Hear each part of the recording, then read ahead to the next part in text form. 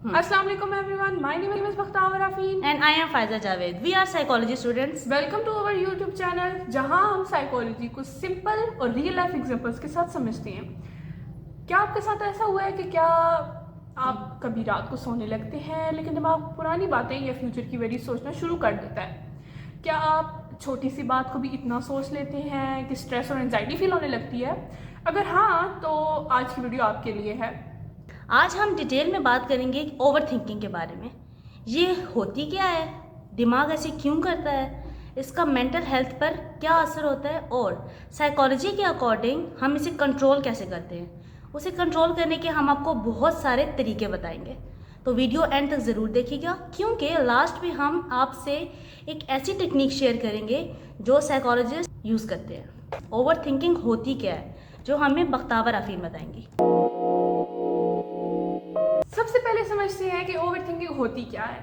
Over thinking का मतलब होता है किसी सिचुएशन को ज़रूरत से ज़्यादा एनालाइज करना, यानी एक ही बात को बार बार दिमाग में रिपीट करना बिना किसी सोल्यूशन के।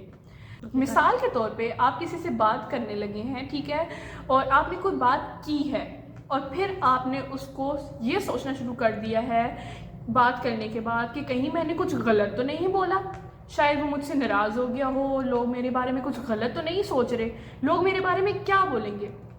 क्या ये नॉर्मल थिंकिंग होती है? ये रिपीटेटिव थिंकिंग होती है। साइकोलॉजी के मुताबिक over thinking actually problem solving नहीं होती, बल्कि प्रॉब्लम में फंस जाना होता है।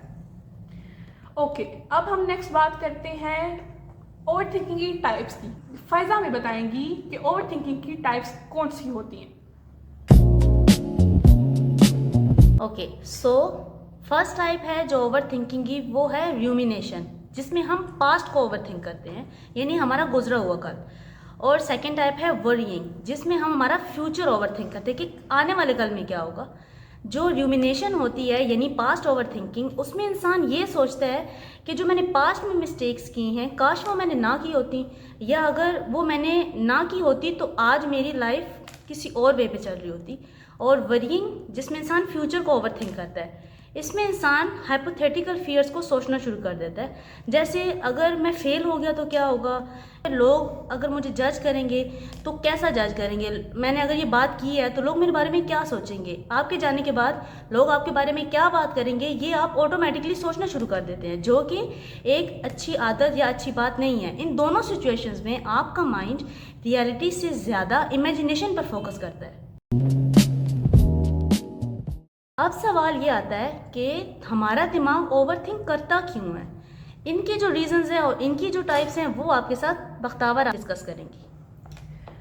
अच्छा, साइकोलॉजी के मुताबिक दिमाग का मेन काम हमें डेंजर से बचाना होता है, ना कि हमें डेंजर में फंसा देना।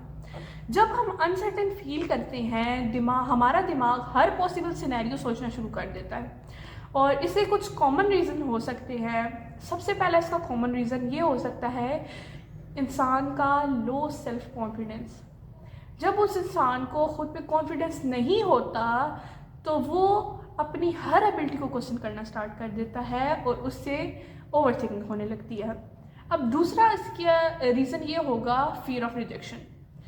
अब यहाँ पे एक एग्जांपल लेते हैं। एक स्टूडेंट है और उसने एग्ज़ाम्स दिए हैं और अब उसे डर है कि अगर मैं फेल हो गया तो सोसाइटी मुझे एक्सेप्ट नहीं करेगी, और ये बात उसकी ओवर थिंकिंग का रीज़न बनेगी। यस। ओके, अब नेक्स्ट रीज़न है परफेक्शनिज्म। अब इसमें ये होगा कि इंसान ये सोचेगा कि क्या होगा अगर मैं सोसाइटी के स्टैंडर्ड में फिट ना हो पाया, और ये भी एक मेन वजह हो सकती है ओवर थिंकिंग की।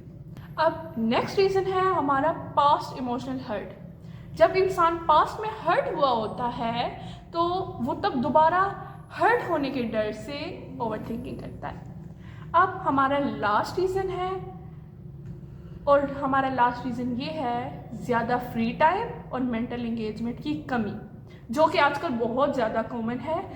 और जब इंसान के पास ज़्यादा फ्री टाइम होता है और उसके पास कोई इंटरेस्टिंग एक्टिविटी नहीं होती तो वो अपने पास्ट और फ्यूचर को लेके ओवरथिंक करता है। जैसा आपने नोटिस किया होगा कि जब हमारा फ़ोन चार्ज पे होता है और आपके पास करने को कोई ख़ास एक्टिविटी नहीं होती, तब आप अपने फ्यूचर या पास्ट को लेके ज़्यादा सोचने लगते हैं। यही मेन रीज़न होता है हमारी डिस्टर्ब मेंटल हेल्थ का। ओके, अब आपने ये नहीं सोचना कि जो लोग ओवर थिंक करते हैं वो दूसरों से कम हैं। इंटरेस्टिंग बात ये है कि ओवर थिंकर्स यूजुअली इंटेलिजेंट और सेंसिटिव लोग होते हैं, लेकिन उनका दिमाग एनालिसिस मोड में अटक जाता है। याद रखिए, सोचना बुरी चीज़ नहीं है, बस हमने अपनी सोच को प्रोडक्टिव बनाना है ताकि हम अपने फ्यूचर को सिक्योर कर सकें।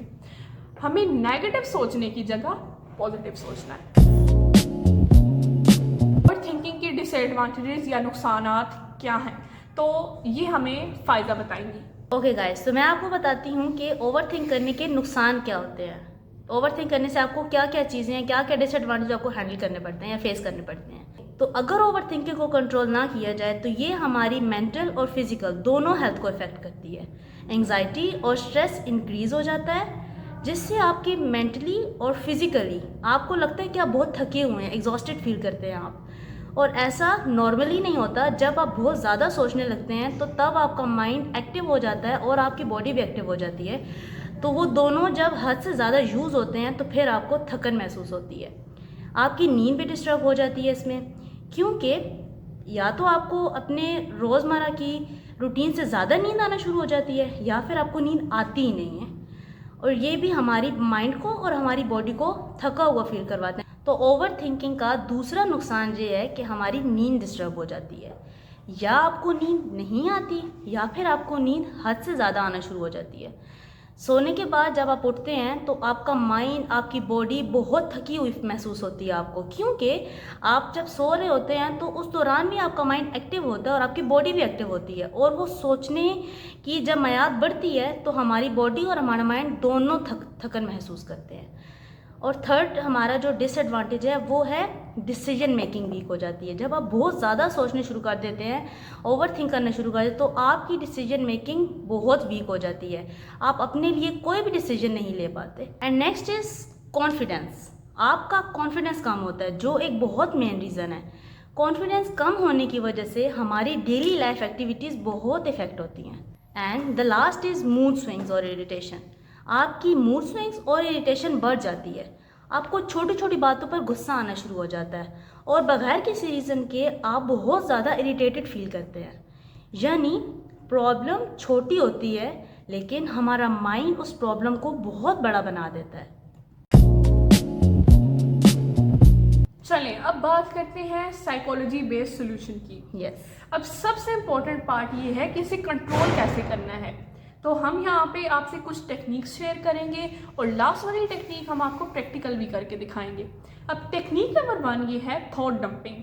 अब इसमें ये होता है कि जो भी आप सोच रहे हो उसे नोट डाउन करो। आपके पास कोई भी पेपर है, कोई भी नोटबुक है, कुछ भी है, आप उस पर अपने सारे थॉट्स लिखें।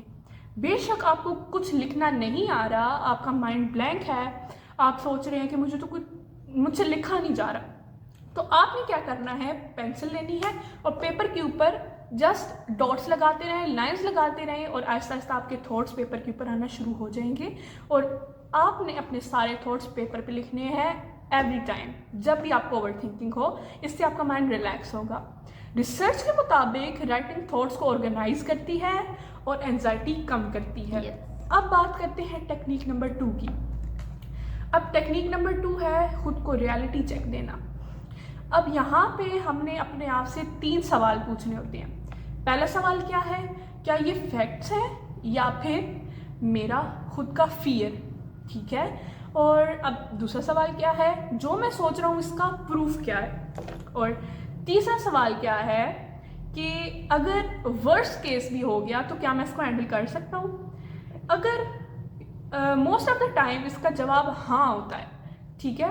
और इससे ये होता है कि आपका माइंड रिलैक्स हो जाता है और आपकी ओवर थिंकिंग कम होती है, क्योंकि आपको रियलिटी चेक मिल जाता है कि आप ये कर सकते हैं और अपनी प्रॉब्लम्स को सॉल्व करने के पॉसिबल सॉल्यूशंस ढूंढते हैं।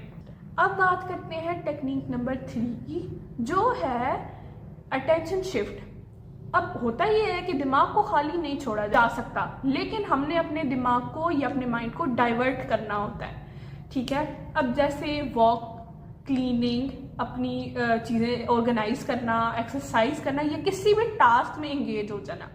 जैसे आजकल एक सनम सईद का एक ड्रामा चल रहा है, उस ड्रामे का नाम है कफील। उसमें एक सीन है जहाँ वो जब भी स्ट्रेस फील करती हैं या उन्हें अपने नेगेटिव थॉट्स हिट करना स्टार्ट करते हैं, तो वो अपने वार्डरोब को ऑर्गेनाइज करना स्टार्ट करने देती हैं। फिर से सारे कपड़े निकाल के सेट करने लगती हैं, जिससे उन्हें उनकी अनवांटेड थॉट्स कम हो जाती हैं और उनका माइंड उस एक्टिविटी में एंगेज हो जाता है, जिससे ओवर थिंकिंग कम होती है। अब हम बात करते हैं हमारी फोर्थ एंड लास्ट टेक्निक की। अब इस टेक्निक को कहते हैं 5 4 3 2 1 ग्राउंडिंग मेथड। अब ये वो टेक्निक है जो साइकोलॉजिस्ट यूज करते हैं अपने क्लाइंट्स को ग्राउंड करने के लिए। इस टेक्निक में हम सबसे पहले क्लाइंट से कहते हैं कि वो अपनी बॉडी को रिलैक्स करें, फिर उसके बाद उनसे डीप ब्रीदिंग करवाई जाती है और फिर उनसे कहा जाता है कि अपनी सराउंडिंग्स में से 5 चीज़ों के नाम 5 चीज़ें देखें और उनके नाम बताएं। और उसके बाद कहा जाता है कि अपने आसपास आपके 4 चीज़ों को टच करें। जैसे मेरे आसपास ये मेरी ब्रेसलेट हो गई, मेरी वॉच हो गई, खुद को टच कर लिया, इस तरह की चीज़ें, या अपने पास पड़ी हुई कोई भी चीज़। उसके बाद कहा जाता है कि 3 चीज़ें सुन के बताएं। अपनी सराउंडिंग में आपको किस तरह की आवाज़ें आ रही हैं, 3 आवाज़ें सुन के बताएं हमें। उसके बाद कहा जाता है कि 2 चीज़ें स्मेल करके बताएं और फिर उसके बाद कहा जाता है कि एक चीज़ का टेस्ट इमेजिन करें और हमें बताएं। और ये टेक्निक हमारे 5 सेंसेस को एक्टिव करने के लिए होती है, क्योंकि ये टेक्निक ज़्यादा तब यूज़ की जाती है जब इंसान पैनिक होता है।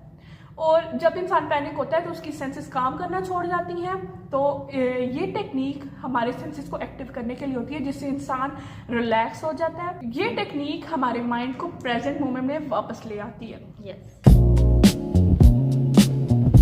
एक इम्पोर्टेंट बात हमेशा याद रखें, हर थॉट सच नहीं होती। थॉट सिर्फ मेंटल इवेंट्स होते हैं, रियलिटी नहीं होती।